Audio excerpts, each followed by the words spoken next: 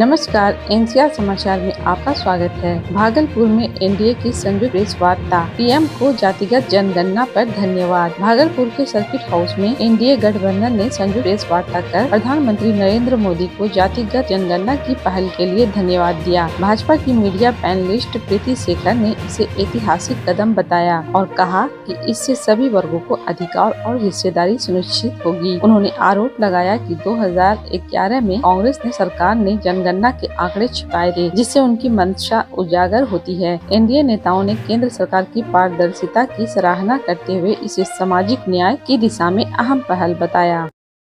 Press वार्ता में यहाँ उपस्थित सभी सम्मानित मीडिया के, इलेक्ट्रॉनिक एवं प्रिंट मीडिया के सभी प्रतिनिधियों का मैं हार्दिक स्वागत करती हूँ। इस मौके पर जो कि एनडीए की तरफ से संयुक्त प्रेस वार्ता आज बहुत ही महत्वपूर्ण विषय जनगणना के साथ जातीय गणना का जो निर्णय केंद्र सरकार ने लिया है, इस विषय पर आज की यह प्रेस वार्ता आयोजित है। और इसमें मुख्य रूप से इस मौके पर यहाँ उपस्थित हमारे पार्टी के जिलाध्यक्ष संतोष कुमार जी, जदयू के सम्मानित जिलाध्यक्ष विपिन बिहारी सिंह जी, आदरणीय अशोक जी, और इस मौके पर विशेष रूप से इस प्रेस वार्ता को संबोधित करने के लिए उपस्थित हमारे जदयू के नेता प्रदेश से यहाँ पर उपस्थित हैं, आदरणीय पप्पू सिंह निषाद जी, आदरणीय संजय शाह जी, यहाँ पर उपस्थित हैं दीपक वर्मा जी समेत एनडीए के तमाम हमारे सहयोगीगण, नेतागण और हमारे मीडिया के प्रतिनिधिगण। सबसे पहले मैं आपके माध्यम से केंद्र सरकार को, यशस्वी प्रधानमंत्री नरेंद्र मोदी जी को, एनडीए घटक दलों के सभी सहयोगी साथियों को, नेताओं को, केंद्रीय मंत्रिमंडल को मैं आगामी जनगणना के साथ जातीय गणना का जो निर्णय लिया है उन लोगों ने, उसके लिए मैं आपके माध्यम से उन्हें बधाई देना चाहती हूं। और इस निर्णय से आम लोगों में काफी हर्ष है और 2031 के बाद, 1931 के बाद जब 2011 की जब जनगणना हुई, जो कि ऐसी सीसी सूची के माध्यम से हम सबों के सामने सामाजिक आर्थिक डाटा पेश किया गया, उसमें भी केंद्र सरकार के द्वारा तत्कालीन जो प्रधानमंत्री थे स्वर्गीय डॉक्टर मनमोहन सिंह जी, उनके द्वारा भी जाति के आंकड़ों को छुपाया गया। और अभी तक जो देश की चिर प्रतीक्षित मांग थी, बिहार में भी जातिगत सर्वेक्षण कराया गया, उस आधार पर पूरे देश में हर लोग मांग कर रहे थे, उसको सरकार ने स्वीकारा है। और इस निर्णय के बाद कांग्रेस का जो एक मुखौटा था वो सबके सामने बाहर प्रकट हो गया है कि उन्होंने किस प्रकार से अपने कार्यकाल में जातिगत आरक्षण को लटका कर, भटका कर, अटका कर रखा, किस प्रकार से उन्होंने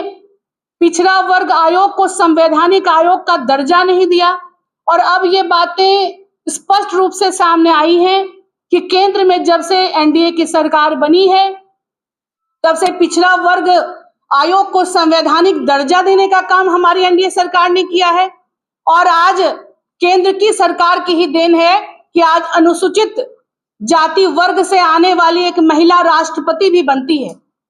सभी सरकारी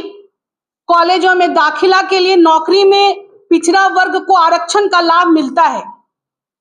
गरीब सवर्णों को 10% आरक्षण का लाभ मिलता है।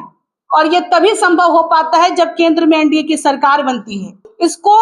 सम्यक रूप से, समान रूप से, समदर्शी भाव से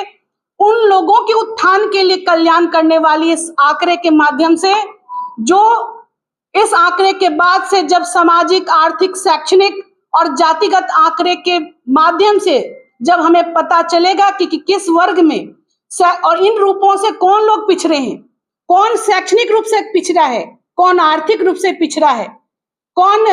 जाति, जहां तक अभी किस जाति में अभी तक विकास की योजनाएं नहीं पहुंच पाई हैं, उन सभी वर्गों का, यानी कि जो सबका साथ, सबका विकास की जो भावना है आदरणीय प्रधानमंत्री नरेंद्र मोदी जी की, इस विकास को यथार्थ रूप में बदलने का काम एनडीए सरकार के इस फैसले ने किया है। और आगामी जब जनगणना जब प्रारंभ कराई जाएगी तो उसके साथ ही जातिगत आंकड़ों को भी कलेक्ट किया जाएगा और वो बिल्कुल वैज्ञानिक तरीके से होगा। इसमें कोई भी छल प्रपंच नहीं होगा, इसमें कोई राजनीति नहीं होगी, बल्कि इस आंकड़े के माध्यम से जो डाटा कलेक्ट होगा उसका उपयोग हर वर्ग, पिछड़े, दलित, शोषित वर्गों के, गरीब सवर्णों के उत्थान के लिए इस डाटा का प्रयोग किया जाएगा। उनके आर्थिक, शैक्षणिक और सामाजिक उत्थान के लिए इस डाटा का प्रयोग किया जाएगा। यानी कि सब संपूर्ण समाज के अच्छे और बेहतरी के प्रयास किए जाएंगे और उनके लिए विकास का खाका तैयार किया जाएगा, उनके लिए विकास की योजनाएं चलाई जाएंगी। तो आज के इस प्रेस वार्ता के माध्यम से हम एनडीए